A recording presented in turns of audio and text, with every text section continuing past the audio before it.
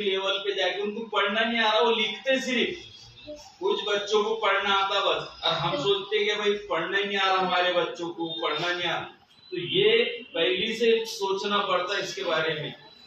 तो बच्चा, कुछ बच्चे सीख जाते हैं और कुछ बच्चे आखिरी तक सीखते नहीं, बोलते हैं उनको पढ़ना नहीं आ रहा, बराबर लिखना नहीं आ रहा। तो लिखना क्यों नहीं आ रहा? टीचर लोग स्कूल में समझाते जितना समझाते, लेकिन उनको कम पड़ता है। कुछ बच्चे ऐसे हैं जिनको कम पड़ता है और रहनुमाई की जरूरत होती है। तो पेरेंट्स को चाहिए कि वो रहनुमाई करे, हाथ पकड़ के पहली के बच्चों को लिखाए, उनको आदत डाले पढ़ने की, उनको इंटरेस्ट पैदा करे, दिलचस्पी पैदा करे। इस ताल्लुक से पूरे हर रोज के प्रोग्राम यहाँ पर लिए जा रहे थे।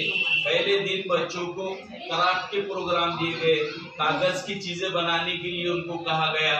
उसके बाद में हर रोज बच्चों को माहौल से मुतालिक जो दरख्त लगाओ मुहिम होती है, जो दरख्त का अहम किरदार है हमारी इंसानी जिंदगी में, हमारी जिंदगी को खुशगवार और तंदुरुस्त बनाने के लिए जो दरख्तों से हमें ऑक्सीजन मिलती है, वो कार्बन डाइऑक्साइड हासिल करते हैं, हम कार्बन डाइऑक्साइड छोड़ते हैं, वो ऑक्सीजन छोड़ते हैं। ये तालमेल जो है, इसकी वजह से जहाँ दरख्त ज्यादा होते हैं वहाँ पर बोलते हैं कि हमें बहुत सेहत अफजा मकाम है। उसकी वजह ये है कि ऑक्सीजन हमको ताज़ा मिलती है।